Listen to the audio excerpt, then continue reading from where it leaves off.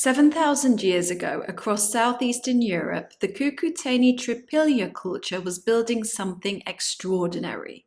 Beyond their tightly packed villages, they created vast megasites, enormous settlements that may have been home to tens of thousands of people.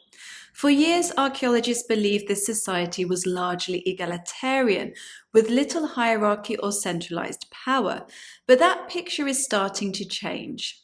New research combining geophysical technology with on-the-ground excavation is revealing hints of a far more complex social and political system than anyone expected.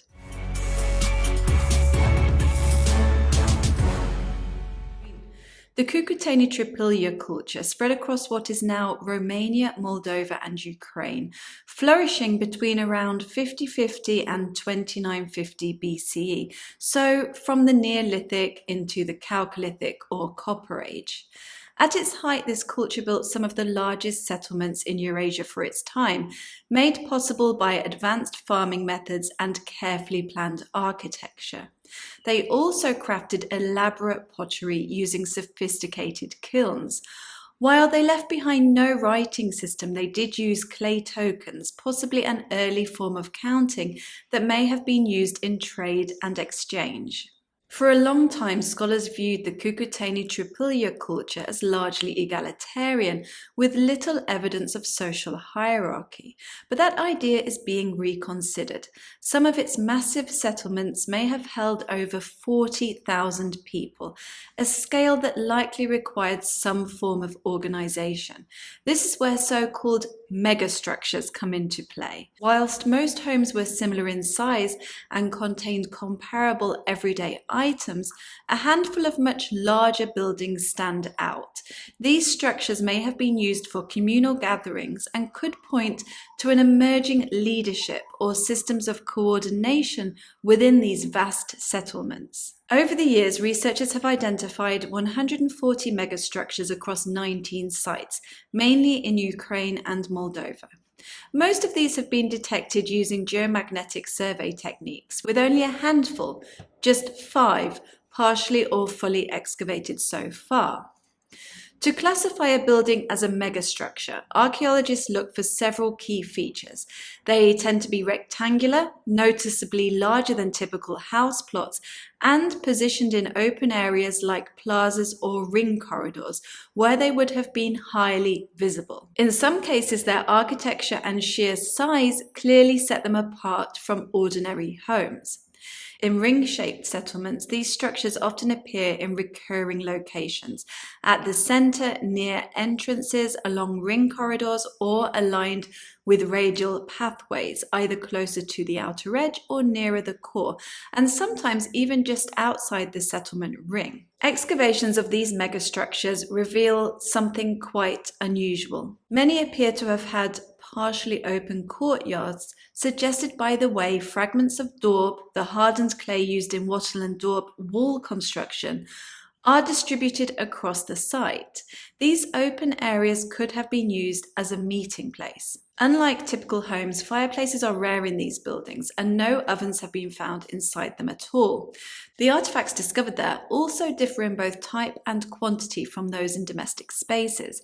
Taken together, this has led some researchers studying the Cucuteni-Trypillia culture to suggest that smaller megastructures may have served as communal gathering spots for individual neighborhoods, possibly with ritual purposes, while a larger central structure could have played a role in coordinating or managing the wider settlement. So far, only 5 megastructures from the Cucuteni-Trypillia culture have actually been excavated, but they already reveal a lot. The earliest, dating to around 5000 BCE, sits at the center of the Baia Imuci settlement in Romania. Covering roughly 220 square meters, it yielded around 200 pottery vessels, some decorated with anthropomorphic designs. At Neolithic in Ukraine, a much larger structure, about 1,120 square meters, dates to the early 4th millennium BCE. Inside, archaeologists uncovered large fireplace platforms, fragments from over 300 pottery vessels, and a number of flint tools. The vast settlement of Medenetsky, also in Ukraine, stretched across 170 hectares and included nearly 3,000 houses.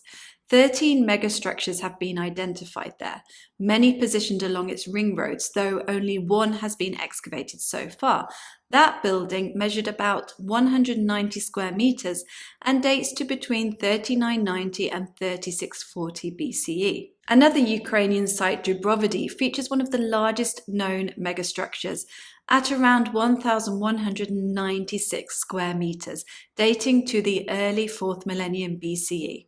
Interestingly, the low amount of daub suggests it may have been an open enclosure rather than a roofed building, and several large pit-like features were found alongside it. Finally, at Ripiceni, Holm, also known as La Telescu in Romania, much of which has been lost to erosion from the Prut River, an excavated megastructure dating to around 4000 BCE measured between 700 and 1000 square meters.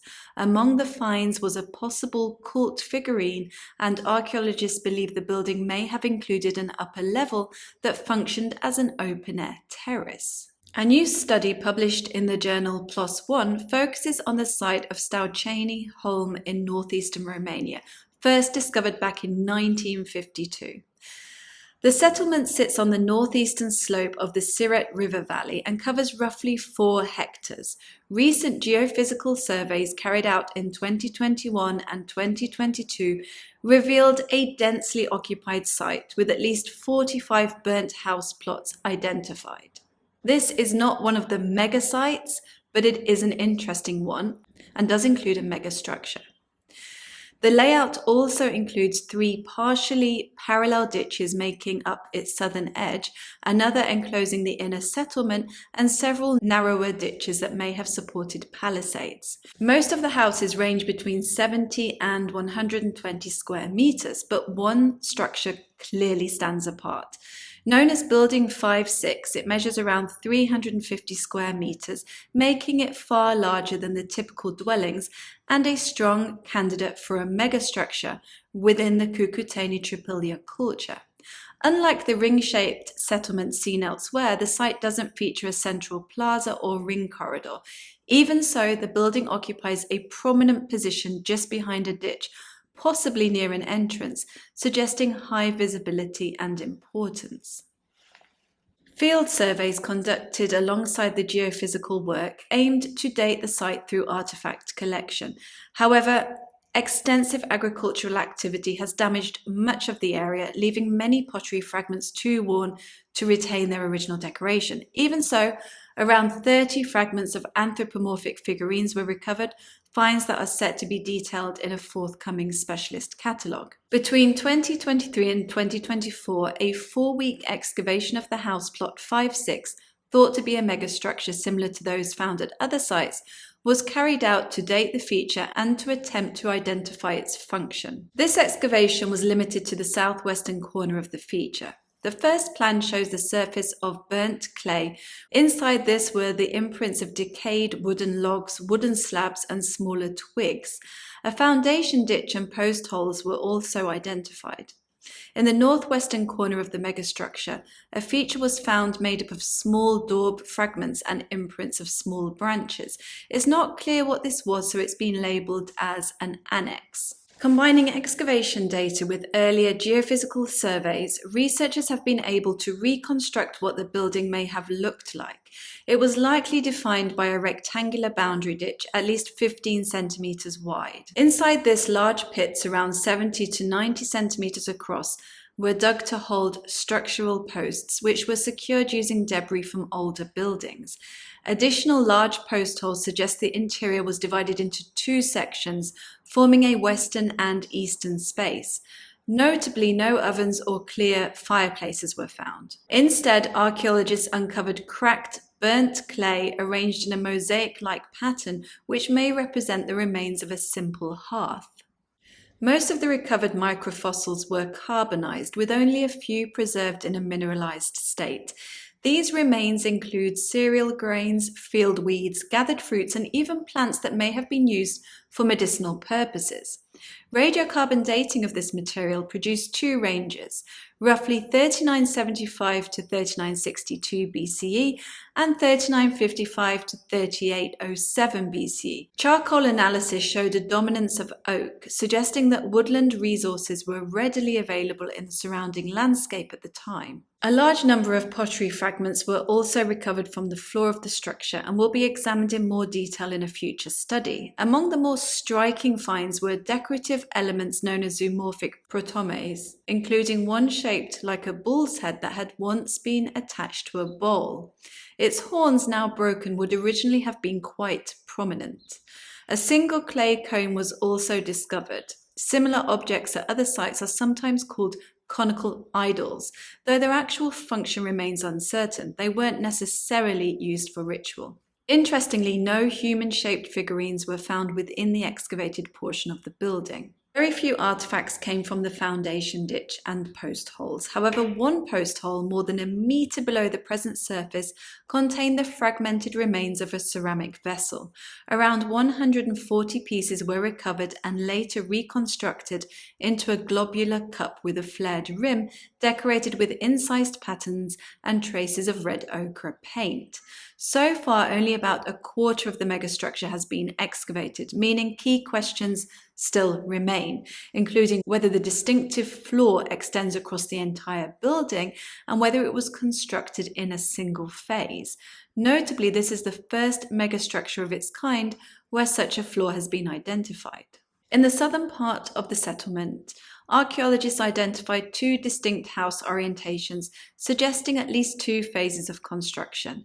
It's likely that earlier features, such as inner ditches and palisades, were later built over by houses aligned east to west, possibly as part of an expansion that pushed the settlement further south. Even so, the site, including its megastructure, appears to have had a single continuous period of occupation, lasting somewhere between 120 and 300 years. That long lifespan helps explain why debris from older buildings was reused in building the larger structure, a pattern also seen elsewhere in the Cucuteni-Trypillia culture. As for the function of the megastructure, the answer remains uncertain. Finds like zoomorphic pottery and traces of medicinal plants hint at possible ritual activity, but the evidence isn't conclusive. The settlement's location offers another clue. Perched on a promontory with steep slopes on three sides, access would likely have been from the south. That places the megastructure near the entrance in a highly visible position, which supports the idea that it may have served as a communal gathering space. There are still some uncertainties around the dating, but this building could be among the earliest known megastructures of its kind. If so, it suggests that such buildings were a fundamental part of Cucuteni-Trypillia culture settlements from an early stage. Even in a relatively small community of perhaps 320 to 350 people, some level of coordination or organization would have been necessary, and the megastructure may have played a key role in managing that. So what do you think? Do you think these megastructures were centers of ritual or administration, or something else entirely? Let me know in the comments, and I'll see you next time.